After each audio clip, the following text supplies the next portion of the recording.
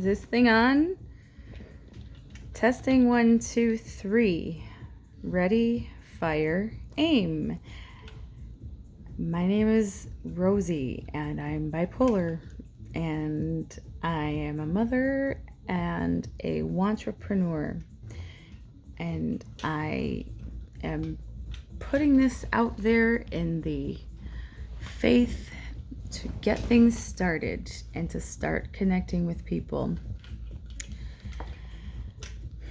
The bipolar body-brain is brilliant when it's balanced, but like a fine, precision-tuned machine, we have to give it the best fuel, or it's going to let us know really quickly if it's out of balance. So it's a blessing in disguise. This also applies to other mood disorders.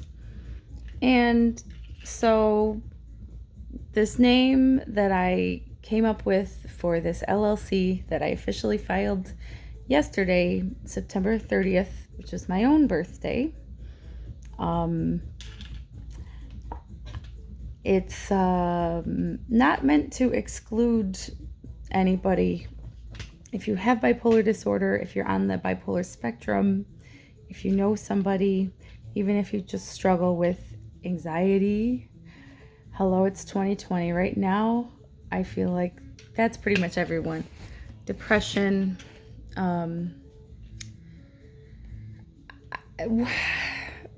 not a doctor, but I've lived through a lot. I continue to live through it.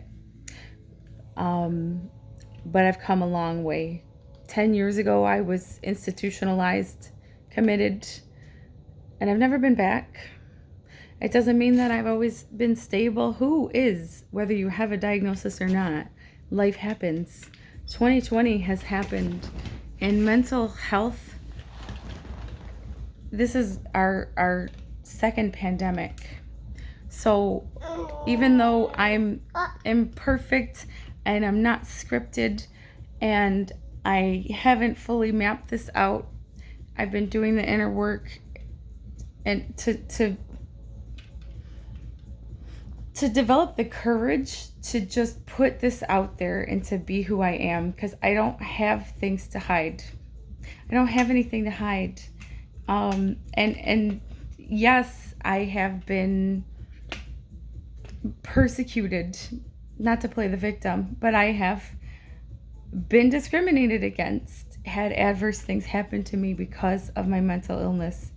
I also, whether it was the symptoms, having been at one point legitimately disabled, to being functional, but sharing and then feeling that was the ultimate reason that, I was rejected in some way. And, the thing about discrimination that I often say is that it's not always that easy to prove. Sometimes it is very obvious, and it doesn't even mean that justice is served. That's a little tangent. There's so many things that we can talk about here. I really just want to build my community. And I have been connecting under a different profile. I've been really following a lot of these, I just learned this word, I don't know if I like it or not, but woo-woo things, spiritual things that had just been amazing, astrology and tarot, pick a card, and self-development, and just so many wonderful things. I have gotten so much, and all the isochronic tones and binaural beats. Oh my gosh, the hypnosis. It's just, there's so many amazing things. So I'm putting myself out there, being vulnerable. What do I have to lose? Right now, there's not much to lose. And so here it is. It's October 1st, 2020. It's a very powerful Aries full moon. It lines up precisely with some really key parts of my own chart and my blueprint for my life. So here I am, unscripted, unedited. I'm gonna post this. I don't have any followers. This is my first thing. So let's start a conversation. I have my Instagram page created. Hopefully I will add the handle and start developing this. But just waiting until I have it all perfect is exactly not what the world needs. So let me tell you one thing real quick before I wrap this up, because I know people have short attention spans. And is that I'm a mom with a little one, and I don't put him on camera really much. But I have a lot of supports, and it's still hard. And what really just wrenched my heart was, yes, the other day was hearing that there's been a COVID-related increase in maternal suicides. And I just, to think about how difficult for someone to feel that that is their way out, it wrenches my heart. And yet I can imagine it's rough all over. I'm completely cash poor. There's no easy decisions right now. Some days I feel like I'm gonna lose my mind. And yet, I know I'm very, very fortunate, and there are those who don't have supports, and what I realized, and my kid's not school age, so I'm not having to do homeschooling. My gosh, and I just have one, and I have a partner, I have a husband, we have 3 sets of parents that help us out, not everybody has those supports. But outside of that, this is what occurred to me just yesterday on my birthday. I was doing my annual kind of reflection. Is that in a lot of ways, I probably have it like easier than other people going through all this anxiety right now. Not to put myself above anyone, but and not because I haven't had extreme agitation and had, shifts in medication and had therapy, but because I've been through some serious mood episodes over the last 10 or so years of having this diagnosis. And so I've got all these tools. And so it's like I can recognize when my mood is getting extreme, and usually most of the time catch it in the stages before anything gets out of hand.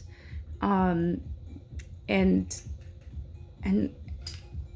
second of all, because I have the practice of all these ways of taking care of myself, not being afraid to ask for help, putting your own oxygen mask on first, knowing when you just gotta claim that break for everyone's own good. So there's a lot there, and I would really love if anyone's out there listening, please like and subscribe. Follow me on Instagram, Twitter. Eventually I'll get a Facebook group profile, something up and going. I'm working on a freebie. What would benefit you the most? Some ideas are how to advocate for yourself, to get the care that you need in our broken sick care system here in the United States, where even if you're savvy and educated and know your way around the system, it can be very difficult to get the care that you need. So that would be one thing, is how to advocate for yourself, and possibly related, like how to set up accountability systems in a way that isn't offensive or triggering to someone with bipolar disorder. That accountability is important. And yet, we have to be careful of the people that we allow, and we can set up expectations, because some people are going to tell us things in a way that's going to piss us off. I speak for myself, right? And so, like, I have my husband, you know, I have a couple people, because I know they're going to tell me something in a way that, you know, they're not just going to be like, you're manic. And I'm going to be like, you know, they're gonna, you know, you've been talking extra fast lately, you haven't been sleeping as much. And actually, a lot of the time I notice that myself first. But okay, so then also self-awareness. Now that would be another option on how to develop self-awareness. It's so key, through things like tracking, tools, and which, so the other thing then would be about systems, a toolkit, of managing mood, and then also like a special woo-woo version toolkit. So that's what I got. And the alarm sounds. So thank you for watching, and please be blessed. Take care of yourself. Let's connect. Let's talk about our mental health and what we need to do to take care of ourselves so we can take care of others.